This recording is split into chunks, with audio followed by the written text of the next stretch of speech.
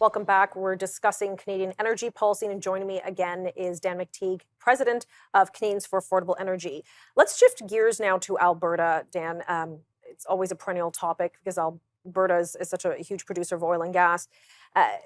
Danielle Smith, the newly elected Premier Danielle Smith, who was just, I guess, re-elected, she pointed out that Justin Trudeau, our Prime Minister, is preparing to introduce a de facto production cap on the oil and gas sector, a move that is suggested will destroy tens of thousands of jobs, an industry which is the backbone of the province and a major contributor to their GDP.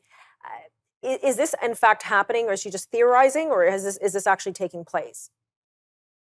Well, it's taking place. The government is, again, defend you both, now found another way in which to tick off part of the country and to row against what is obviously a reality that we don't have technologies available to substitute, the use of hydrocarbons like natural gas, like oil, like coal to generate electricity and energy, which is dispatchable and reliable when needed, especially in some of the coldest, most prohibitive climates in the world. So you have now the federal government saying, we're just going to do it, not without any consultation. And, in the past, we've sort of seen some provinces roll over and play dead, not this time.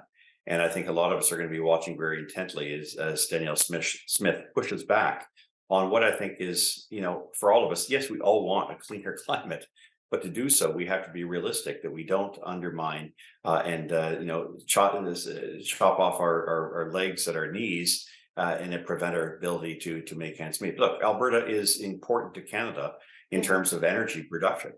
So if the federal government wants to mess with that, good luck with that. But at the rate in which they're spending for ridiculous things like bailouts and subsidies for EVs at $32 billion in my neck of the woods here in Ontario, Yes. you better be able to make some money. And you're not doing that by killing the golden goose that's providing much of the revenue impetus. Well, Premier Danielle Smith, she sounds like she's going to dig her heels in, which, I mean, I've interviewed her on the show. I think you guys are even on a panel. She used to have a show on our network, and she's a formidable woman. But she said, if he persists, referring to Justin Trudeau, he will be hurting Canadians from coast to coast, and he will strain the goodwill of Albertans in an unprecedented fashion. And as Premier, I cannot, under any circumstances, my emphasis, allow these contemplated federal policies to be inflicted on Albertans.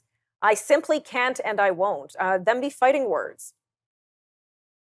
Well, the fighting words, it's what happens when your back is against the wall. And, you've seen years in which provinces, and I don't take shots at them, many people in the oil and gas sector who are not my friends, I don't get paid by them, I fight them with my gas price predictions every day, have basically acted more, to lack of a better term, like poltroons. They've given up.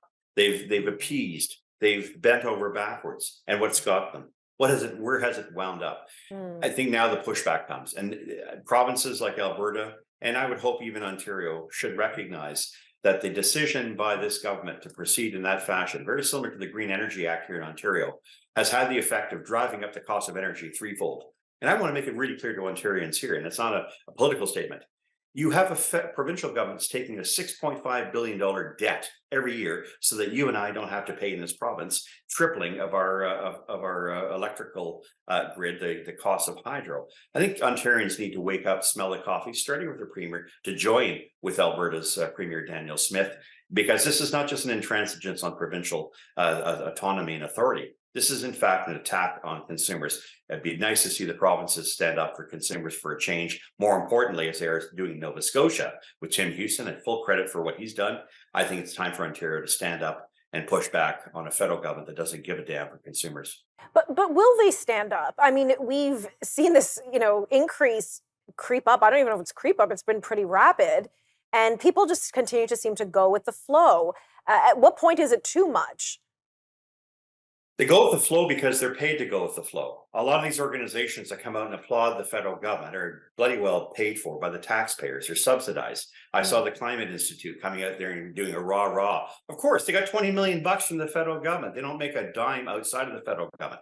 Cut these guys off at the knees and we'll see how far they last. The reality, however, is that those who believe this is a great thing are usually those who are grifting major, and it's a real source of concern.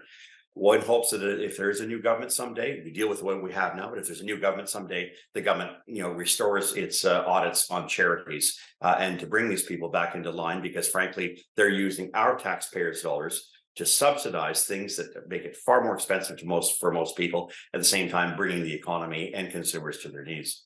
Yeah, I don't like that when fat cats are getting rich off the backs of Canadians. I Big don't like time. that one bit. We're going to pick up this discussion in just a few moments. Stick around.